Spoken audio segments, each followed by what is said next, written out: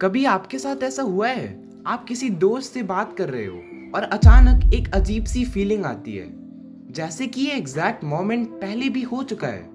ये रूम, ये कन्वर्सेशन, ये आवाज़, सब कुछ एक सेकंड के लिए लगता है कि आपको पता है कि अगला मोमेंट क्या होने वाला है। फिर आप सोचते हो, रुको, मैंने ये पहले कब देखा था? लेकिन जितना याद करने की कोशिश करते हो उतना ही जवाब दूर चला जाता है और कुछ ही सेकंड्स में वो फीलिंग गायब हो जाती है।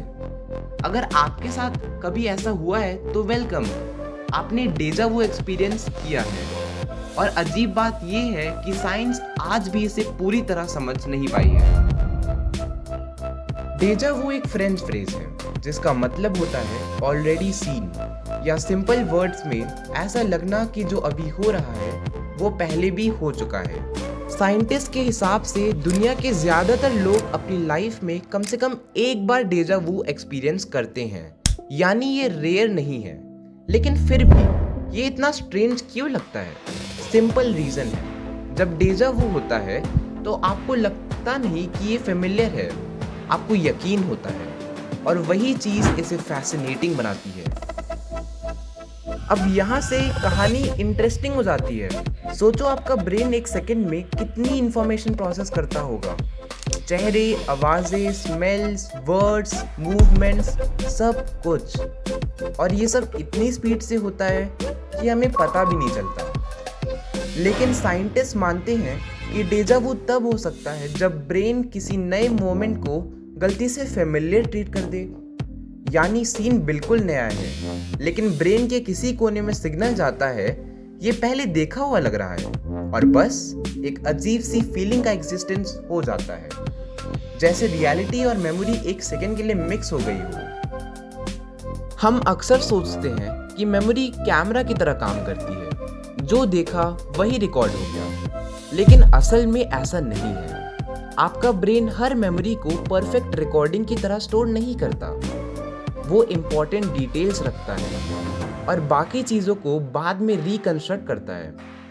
यानी टेक्निकली आपकी मेमोरी एक वीडियो फाइल से ज़्यादा एक स्टोरी की तरह काम करती है, और इसी वजह से कभी कभी ब्रेन कंफ्यूज भी हो सकता है। अब एक और थ्योरी सुनो। कुछ रिसर्चर्स कहते हैं कि डेजा वू शायद मेमोरी एरर नहीं बल्कि मेमोरी चेकिंग सिस्टम का पार्ट हो सकता है। यानी आपका ब्रेन कॉन्स्टेंटली कंपेयर कर रहा होता है, क्या ये नया है या मैंने इसे पहले देखा है। और इसी प्रोसेस के दौरान कभी कभी एक स्ट्रेंज सिग्नल जनरेट हो सकता है जिसे हम डेजा वू कहते हैं। और अगर ये थ्योरी सही है तो डेजा वू प्रॉब्लम नहीं बल्कि प्रूफ है कि आपका ब्रेन अपना काम कर रहा है। हम चांद पर पहुंच चुके हैं, हम एआई बना चुके हैं, हम यूनिवर्स की एज एस्टिमेट कर सकते हैं, लेकिन जब बात आती है डेजा वू की, साइंस के पास आज भी कोई फाइनल आंसर नहीं है। और शायद इसी वजह से ये इतनी फैसिनेटिंग है, क्योंकि हर बार जब ये फीलिंग आती है एक सेकंड के लिए लगता है कि रियलिटी में कुछ गड़बड़ हो गई है, जबकि असल में शायद सिर्फ हमारा ब्रेन हमें सरप्राइज कर रहा होता है। तो अगली बार जब आपको लगे कि ये एग्जैक्ट मोमेंट पहले भी हो चुका है, तो शायद आप टाइम ट्रैवल नहीं कर रहे हो, शायद यूनिवर्स रिपीट मोड पर भी नहीं गया, और शायद आप किसी पैरेलल रियलिटी में भी नहीं गए हो सकता है कि आप बस एक सेकंड के लिए अपने ब्रेन के सबसे मिस्टीरियस सिस्टम में से एक को काम करते हुए देख रहे हो। और सच कहूँ, ये एक्सप्लेनेशन भी कम माइंड ब्लोइंग नहीं है, क्योंकि इसका मतलब है दुनिया की सबसे पावरफुल मशीन अभी भी अपने कुछ राज छुपा बैठी है, और वो मशीन आपके सर के अंदर है।